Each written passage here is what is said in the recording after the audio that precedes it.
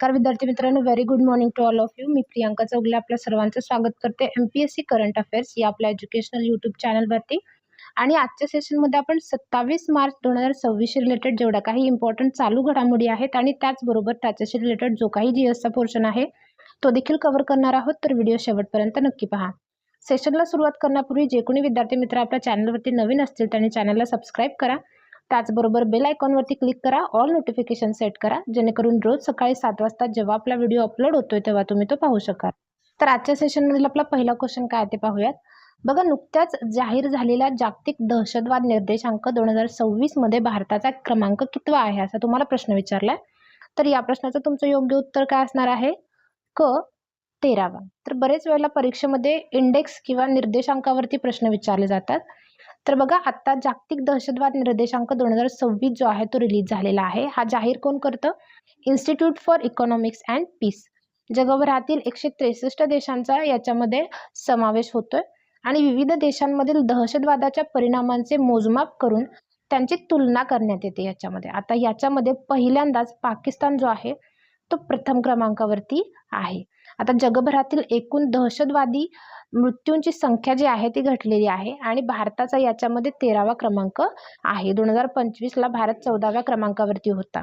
दहशतवादामुळे होणाऱ्या मृत्यूंमध्ये 28% आणि घटनांमध्ये 22% घट झालेली आहे. दहशतवादाशी रिलेटेड क्वेश्चन आलेला आहे. तर बघा, राष्ट्रीय दहशतवाद विरोधी दिन आपण कधी साजरा करतोय? 21 मेला. आणखीन काही महत्त्वाचे निर्देशांक आहेत ते देखील एकदा गो थ्रू करूया. बघा, मानवी विकास निर्देशांक 2025 भारत याच्यामध्ये 130व्या क्रमांकावरती होता. पहिल्या नंबरवरती आईसलँड होतं.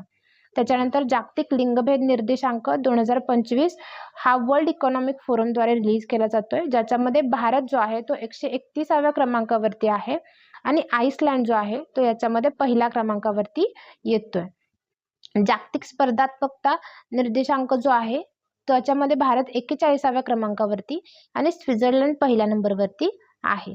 जागतिक शांतता निर्देशांक 2025 याच्यामध्ये भारताचा 115वा क्रमांक लागतोय आणि प्रथम कोण आहे? आईसलँड. आता हा रिलीज कोण करतंय? Institute of economic and peace द्वारे हा रिलीज केला जातो. जागतिक आनंद निर्देशांक म्हणजे ज्याला आपण वर्ल्ड हॅपीनेस इंडेक्स म्हणतोय, 2026चा रिलीज करण्यात आलेला आहे. भारत याच्यामध्ये 116व्या क्रमांकावरती आहे आणि फिनलँड हा पहिल्या नंबरवरती आहे. UNचं सस्टेनेबल डेव्हलपमेंट सोल्युशन नेटवर्क जे आहे ते याच्यामध्ये हा निर्देशांक जो आहे तो रिलीज करत आहे. त्याच्यानंतर वर्ल्ड हंगर इंडेक्स ज्यालाच आपण जागतिक भूक निर्देशांक म्हणतोय, याच्यामध्ये भारताचा 102वा क्रमांक आहे. जागतिक पत्रकारिता स्वातंत्र्य निर्देशांक याच्यामध्ये भारत 151व्या क्रमांकावरती आहे. नॉर्वे जो आहे तो पहिल्या नंबरवरती आहे आणि हा रिलीज कोण करतोय? निर्देशांक रिपोर्टर्स विदाउट बॉर्डर्स द्वारे हा रिलीज करण्यात येतो. जागतिक दहशतवाद निर्देशांक आत्ताच आपण बघितलं 13वा क्रमांक आहे भारताचा. पाकिस्तान पहिल्या नंबरवरती आहे. Institute of economics and peace द्वारे हा रिलीज करण्यात येतो. हवामान बदल कामगिरी निर्देशांक हा जर्मन वॉच NPO द्वारे रिलीज करण्यात येतो आणि भारत 23व्या क्रमांकावरती आहे. जागतिक लिंगभेद निर्देशांक 2025 याच्यामध्ये भारत 131व्या क्रमांकावरती आहे आणि आईसलँड हा पहिल्या नंबरवरती आहे. आपला नेक्स्ट क्वेश्चन बघा, नुकत्याच जाहीर झालेल्या स्कायट्रॅक्स बेस्ट एअरपोर्ट रँकिंग मधील पहिल्या 30 मध्ये स्थान मिळवणारं एकमेव भारतीय विमानतळ कोणतं आहे असा तुम्हाला प्रश्न विचारलाय. तर या प्रश्नाचं तुमचं योग्य उत्तर काय असणार आहे? इंदिरा गांधी आंतरराष्ट्रीय विमानतळ. बघा, लंडन येथे आयोजित स्कायट्रॅक्स वर्ल्ड एअरपोर्ट अवॉर्ड्स 2026 मध्ये इंदिरा गांधी आंतरराष्ट्रीय विमानतळाची निवड करण्यात आलेली आहे. सलग 8व्यांदा भारत आणि दक्षिण आशियातील उत्कृष्ट विमानतळ म्हणून यांची निवड झालेली आहे.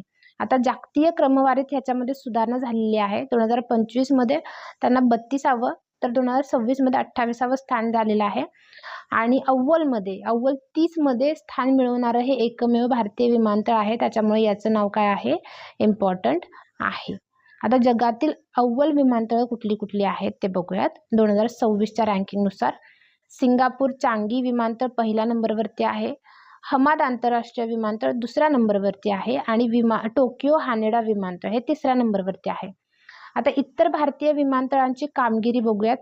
सर्वोत्कृष्ट विमानतळ कर्मचारी सेवा भारत आणि दक्षिण आशियामधलं जर बघायचं झालं तर राजीव गांधी आंतरराष्ट्रीय विमानतळ हे येतं आणि सर्वोत्कृष्ट प्रादेशिक विमानतळ हे कॅम्पागोडा आंतरराष्ट्रीय विमानतळ आहे. आता विमानतळांशी रिलेटेड काही करंट अपडेट पाहूयात ज्याच्यावरती परीक्षेला प्रश्न विचारले जाण्याची शक्यता आहे. बघा 2025 मध्ये दिल्लीचं जे इंदिरा गांधी आंतरराष्ट्रीय एअरपोर्ट आहे हे आशिया पॅसिफिक प्रदेशातील 5वं सर्वात व्यस्त किंवा सर्वात बिझी एअरपोर्ट राहिलेलं आहे. त्याच्यानंतर फेअर से फुर्सत या योजनेचा उद्देश काय आहे? सर्वसामान्य जनतेला परवडणारा विमान प्रवास उपलब्ध करून देणं. बघा राममोहन नायडू यांनी मध्य प्रदेशातील रेवा येथून या योजनेला हिरवा झेंडा दाखवलेला आहे फेअर से फुर्सतला आणि या योजनेअंतर्गत पहिलं विमान जे आहे ते रेवा ते रायपूर दरम्यान उड्डाण करणार आहे किंवा केलेलं आहे. भारतातील पहिलं वॉटर पॉझिटिव्ह एअरपोर्ट कुठलं आहे? Indira Gandhi international airport. याचा अर्थ काय आहे? विमानतळात वापरल्या जाणाऱ्या पाण्यापेक्षा जास्त पाणी निसर्गाला परत रिटर्न करणं. ठीक आहे. इंटरनॅशनल आर्किटेक्चर अवॉर्ड 2025 चा कुणाला मिळालेला आहे? लोकप्रिय गोपीनाथ बरदोलोई विमानतळ जे कुठे आहे? गुवाहाटीमध्ये आहे. त्याच्यानंतर जगातील पहिला AI सक्षम इमिग्रेशन कॉरिडॉर कुठे आहे? दुबईमध्ये. नवी मुंबई आंतरराष्ट्रीय विमानतळाचं नाव बदलून दिवंगत लोकनेते दिनकर बाळू पाटील यांच्या नावावरती ठेवण्यात आलेलं आहे. उडान योजना सगळ्यांनीच ऐकलं असेल, बऱ्यापैकी तुम्ही याला माहिती असेल तुम्हाला या योजनेबद्दल. उडानचा फुल फॉर्म काय आहे? उडे देश का आम नागरिक. आता ही योजना जी आहे ती जुनी आहे, 2016 मध्ये चालू केलेली होती नागरी विमानचलन मंत्रालयाने. याचं उद्दिष्ट काय होतं? जी लहान शहरं आहेत टायर 2 टायर 3 ची यांना हवाई नेटवर्कशी जोडणं आणि नवीन विमानतळ किंवा मार्ग जे आहे ते डेव्हलप करणं. आपला नेक्स्ट क्वेश्चन बघा. थायलंडचे नवीन पंतप्रधान म्हणून कोणाची निवड झाली आहे असा तुम्हाला प्रश्न विचारलाय. तर या प्रश्नाचं तुमचं योग्य उत्तर काय असणार आहे? ब. अनुतिन चरणीविराकुल हे नवीन पंतप्रधान झालेले आहेत थायलंडचे. आता यांचे माजी पंतप्रधान जे होते पेंटागर्टान शिनावात्रा यांना पदावरून हटवण्यात आलेलं आहे. आता का हटवण्यात आलेलं आहे? कंबोडिया सीमावाद सोडवताना नैतिक नियमांचं उल्लंघन केल्याचा आरोप त्यांच्यावरती ठेवण्यात आलेला आहे आणि त्याच्यामुळे त्यांना पदावरून हटवण्यात आलेलं आहे. आणि याच्यानंतर अनुतिन चरणीविराकुल यांना नवीन देशाचं पंतप्रधान म्हणून नियुक्त करण्यात आलेलं आहे. त्यांच्या भूमजाई थाई पक्षानं 2026 ची निवडणूक जी आहे ती जिंकलेली आहे. आता अलीकडेच काही नवीन निवडून आलेले राष्ट्रप्रमुख पाहूयात. बघा चेक प्रजासत्ताकचे नवीन राष्ट्रपती कोण पंतप्रधान कोण झालेले आहेत? आंद्रेज बाबिश. चिलीचे नवीन राष्ट्राध्यक्ष झालेले आहेत जोसे अँटोनियो कास्ट. जपानच्या पहिल्या महिला पंतप्रधान झालेल्या आहेत साने ताकाची. सेशल्सचे राष्ट्राध्यक्ष कोण झालेले आहेत? Patrick Herminie. नॉर्वेचे पुन्हा निवडून पंतप्रधान कोण आलेले आहेत? जोनास गहर स्टोअर. फ्रान्सचे नवीन पंतप्रधान कोण झालेले आहेत? सेबॅस्टियन लेकोर्नो. आणि थायलंडचे नवीन पंतप्रधान कोण झालेले आहेत? अनुतिन चरणाविरुकुल. आता या सगळ्यांची नावं जी आहेत आपण प्रिव्हियस लेक्चरमध्ये जेव्हा केव्हा क्वेश्चन आलेले आहेत तेव्हा हे डिस्कस केलेले आहेत. तर सगळ्यांची नावं इम्पॉर्टंट आहेत ती देखील नोट डाऊन करून घ्या. तर आता थायलंडशी रिलेटेड क्वेश्चन आलेला आहे. तर बघा थायलंड बद्दल स्टॅटिक जीके बघायचं झालं तर तैवान आणि नेपाळनंतर समलिंगी विवाहांना मान्यता देणारा हा तिसरा देश ठरलेला आहे. पंतप्रधान नरेंद्र मोदी यांना संवाद 2025 कार्यक्रम जो आहे तो अटेंड केलेला आहे थायलंडमध्ये. 2025 ची 6वी बिमस्टेक शिखर परिषद याचं यजमानपद कोणाकडे होतं? थायलंडकडे होतं. आणि पुढचं 2026चं कोणाकडे असणार आहे? बांगलादेशकडे. आता मिस वर्ल्ड 2025 कोण झालेले आहेत? Opal Suchata. कुठे आहेत त्या? कुठल्या आहेत? थायलंडच्या आहेत. आणि मैत्री एक्स 2025 मध्ये हा युद्ध अभ्यास कोणादरम्यान होतोय? भारत आणि थायलंड दरम्यान. 14वी आवृत्ती होती 2025 ची. कुठे पार पडलेली आहे? उमरोई मेघालय या ठिकाणी. पहिली ICC महिला इमर्जिंग नेशन्स ट्रॉफी 2025 हे कुठे झालेली आहे? थायलंडमध्ये. आपला नेक्स्ट क्वेश्चन बघा. कोणत्या कंपनीने गुरुग्राममध्ये गॅस ATM सुरू केलेला आहे असा तुम्हाला प्रश्न विचारलाय. तर या प्रश्नाचं तुमचं योग्य उत्तर काय असणार आहे? क. भारत पेट्रोलियम कॉर्पोरेशन लिमिटेडनं. आता BPCLनं काय केलेलं आहे? भारतातील पहिलं LPG ATM सुरू केलेलं आहे. आता याचं नाव काय ठेवण्यात आलेलं आहे? Bharat gas Insta LPG. कुठे चालू केलेला आहे? गुरुग्रामच्या सोहना सेक्टर 33 मध्ये, जिथं सेंट्रल पार्क फ्लॉवर व्हॅली आहे तिथं, जिथं गॅस सिलेंडर फक्त 2 ते 3 मिनिटांमध्ये उपलब्ध होतात. आता डिलिव्हरीची त्यांना वाट बघण्याची गरज नाहीये. याच्यामध्ये उद्दिष्ट काय आहे? गॅसच्या तुटवड्याच्या काळात लोकांना जलद आणि सहज सिलेंडर उपलब्ध करून देणं. आता युद्धामुळे गॅसची खूप टंचाई निर्माण झालेली आहे, तर त्याच्या पार्श्वभूमीवरती हे त्यांनी चालू केलेलं आहे. नवीन सिलेंडरचे उद्दिष्ट काय होणार, वैशिष्ट्य काय आहेत? आता जुनं जे लोखंडी सिलेंडर होतं ते 31 केजीचं होतं. पण नवीन जे कंपोजिट सिलेंडर आहे ते त्याच्या मानाने हलकं असणार आहे. 15 किलोचं असणार आहे हे. याची बॉडी जी आहे ती ट्रान्सपरंट राहणार आहे. म्हणजे त्याच्यामध्ये गॅसची पातळी आपल्याला दिसू शकेल आणि त्याचबरोबर हे गंजरोधक पण आहे आणि अधिक सुरक्षित पण आहे.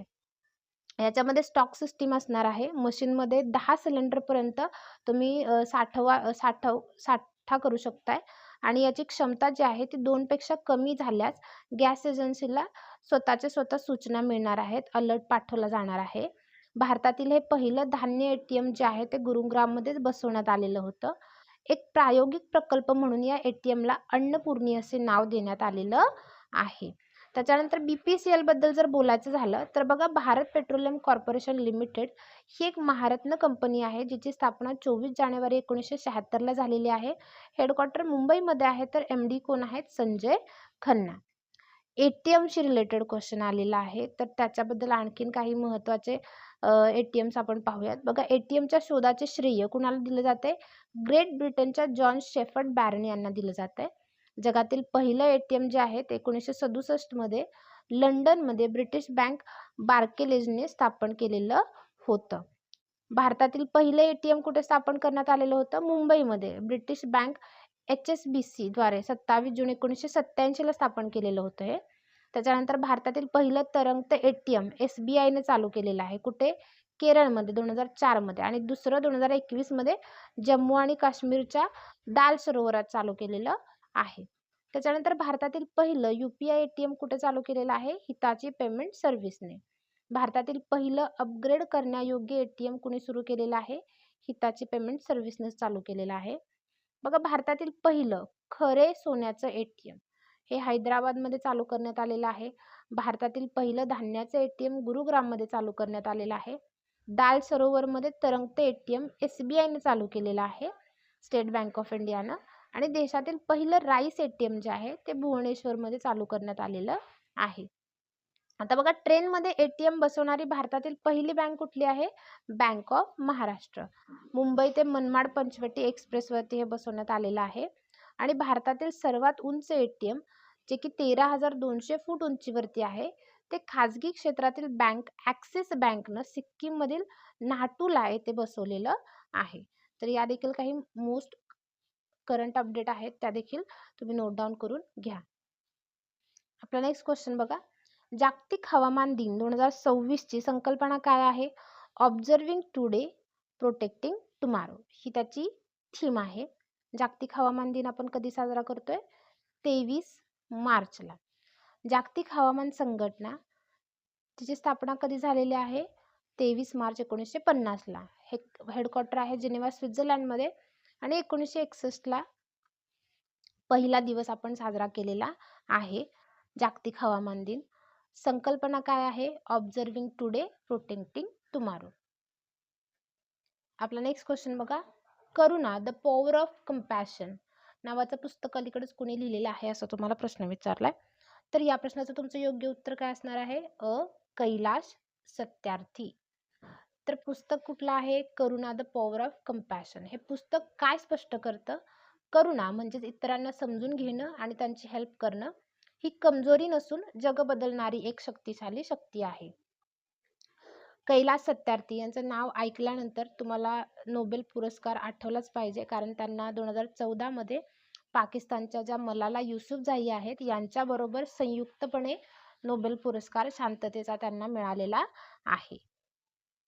त्याचबरोबर आणखीन काही महत्त्वाची पुस्तकं आहेत 2026 ची, ती देखील एकदा पाहूयात. बघा, अटल बिहारी वाजपेयी एक चिरंतन राजकारणी, हे विजय गोयल यांनी लिहिलेलं आहे. त्याच्यानंतर महात्मा एक महान संवादक धीरज काकडिया यांचं आहे.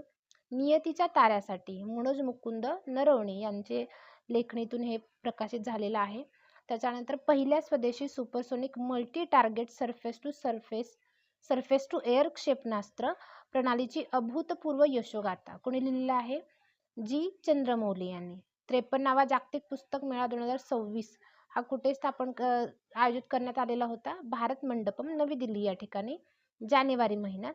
आणि सन्माननीय अतिथी देश कतार होता आणि लक्षित देश कुठला होता? स्पेन हा होता. तर आजचा आपला लेक्चर इथे संपत आहे. आय होप लेक्चर तुम्हाला आवडला असेल. लेक्चर पूर्ण पाहिल्याबद्दल धन्यवाद.